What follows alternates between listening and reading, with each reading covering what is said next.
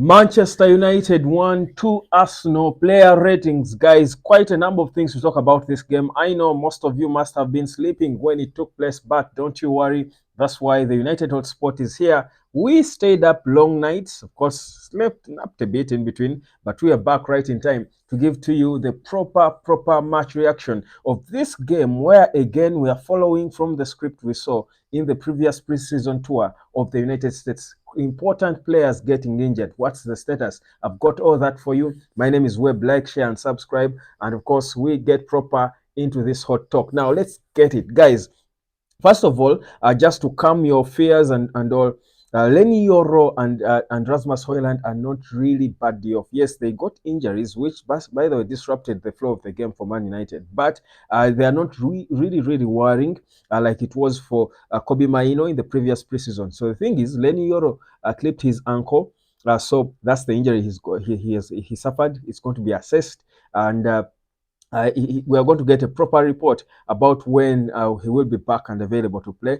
For Rasmus Højlund, it was a hamstring. Now, of course, we know that Højlund has played quite a number of games, but pulling his hamstring in such an intense game, I mean, shows you that perhaps his body was not at 100% yet. But we'll get again a proper response of how bad or how good it was. Now we realize the importance of depth.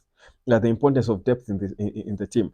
Then, of course, Johnny Evans. These are old people things, man. For Johnny Evans, it's a bit of old people things happening. But there is no major concern of all our players in terms of these injuries. But let's get, for me, the proper match reaction in terms of the players. It's been a while since we saw almost a full. This was a potential starting 11 for Man United with Onana in goal.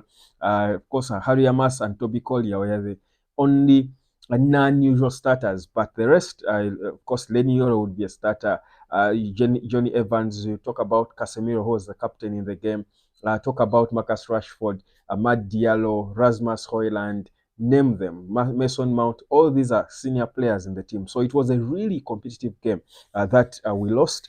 But here are the player ratings and match reactions for me. The first thing I've got to say is that Andre Onana is going back to square one. Of course, he had moments of good saves in the game, but I thought the penalties, when we went into the penalty shots, the way he was inviting, as if playing silly mind games with Gabriel, inviting him to score this way, and indeed the guy sends him the wrong one, scores in the same direction. These are things that we don't want to start. These memes giving the naysayers opportunities to make memes of him. I don't think it's a good start to what we are building. I think he needs to be extremely focused and concentrated and play and win games the right way. That's one. But Onana, out of 10, I would give him a proper 6. I think it was decent because the loss is not an exact reflection of how we played. I thought we played well in moments. We had some good patterns in the game. You talk about Harry Amass. I think for me, he was one of the standout performers for me. I thought he was, cooking old people like he's not 17, cutting into the middle like our full backs are usually called upon to, cutting into the middle and turning on the ball, being sandwiched by two players, but turning on them and beating them, playing good, quick, smart passes. He's so fast on the ball. I feel like Harry Amass is almost ready. Honestly, I feel like this boy, by the way, he's the future of that position. All factors constant. For Man United, he's the future of the left back. I thought he really cooked extremely well. He plays a lot like Luke Shaw. I feel like he's the future Luke Shaw in terms of his style of play. He's an important player, and I like the fact that he can cut into the middle and use the ball, because it's difficult for usually players who play out wide to cut into the middle and don't lose the ball, especially if you're a defender. But this boy is a proper ball user. Very important. Lenny Yoro made a mistake somewhere, which is normal. Players make mistakes, but I like the way he recovered with his speed. You remember the video where I told you about Lenny Yoro and his speed and his game reading? He had a wrong touch on the ball and they were peeling away, but he sprinted so fast and quickly got that ball and hit it away. And of course, I liked how Harry Maguire was talking about after the game, the same way Andre Onana spoke after the last game. I think against, I think it should have been the game against Rangers, saying, it's the senior players to help this kid. But he has got all the attributes to be a world-class centre back. But I thought that was important. So Harry Amass, I would give Harry Amass a 7 out of 10. I would give Lenny Yoro, of course, before the injury, about maybe 6 out of 10. I thought, except for a few little errors he was making, I thought he was quite impeccable for such a young player playing against such a big team. Obviously, the pressure must have been there. Then you go to the other important players, Toby Collier. Collier, this is the third consecutive game that this boy is convincing me that he's ready. Collier is ready to get a chance in this team because consistency is the one of the key things you need of a player who is fit to play at this level. I thought from the Rosenborg game, Rangers, and this, he's the one player I think who has played all of these games so far. He was impeccably good, calm, slicing, going into calm tackles, winning balls back easily, getting aggressive when he had to. The most important thing is his calmness. There is something about these United Academy kids and how calm they are, and you love it. You love to see it. So I think for me, Toby Collier might be one of the kids we see given a chance in the team, honestly. Whereas there is so many players we are planning to bring in, I think there can still be room for Toby Collier to be on the bench and come in and play a few games in the Carabao Cup or wherever. But I think he's of age. I would give Toby Collier 7 out of 10. Then the other player, of course, Ahmad is Ahmad. Ahmad will always do Ahmad things. Ahmad was Ahmad. Let me not even dwell on him. I didn't expect anything really much less from that. Then Rasmus HOJLUND, first 10, 15 minutes, HOJLUND was extremely sharp. He was extremely sharp. The goal he scored was typical. You call that Ruud van Nistelrooy goal when he dribbled the ball from the back. I think HOJLUND has scored such a goal before as well. I feel he looked powerful and sharp and hungry.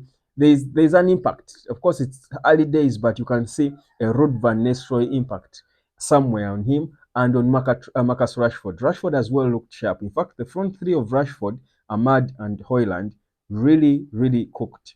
They really, really cooked. I thought for me, they played decently well. I thought Rashford looked at least. I think this is the best. This was the more impressive Rashford performances we've seen in a while in terms of how he looked. He looked a little sharp and calm and more peaceful, playing with a bit of peace, not playing in his head. Probably because he turns up against the big teams, of course, always. But I thought it was a good display there from those three. So we looked sharp in there. So I would give Rashford a 6 out of 10. HOJLUND 8 out of 10. I mean, he scored a beautiful goal. It was not a tap-in. I would give Ahmad maybe a 6 out of 10 as well.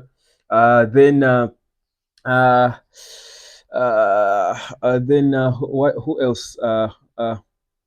Mason Mount out of position. I thought Mount looked good. I think he looked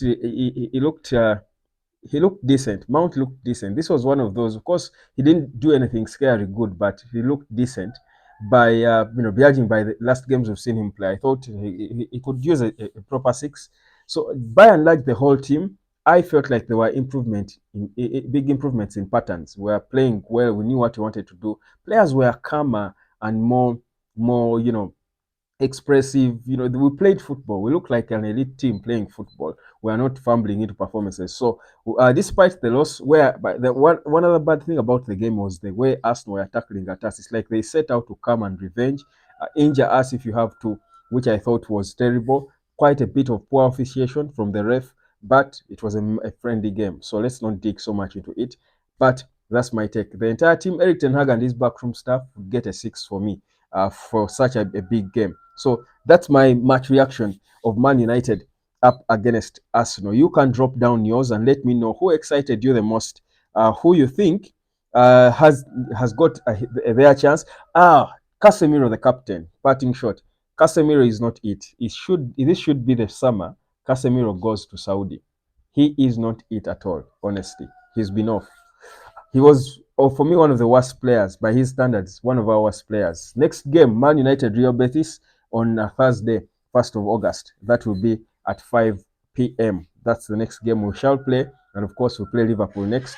And then the Community Shield next. Let me know what you think. My name is Webb. This is the United of Sport.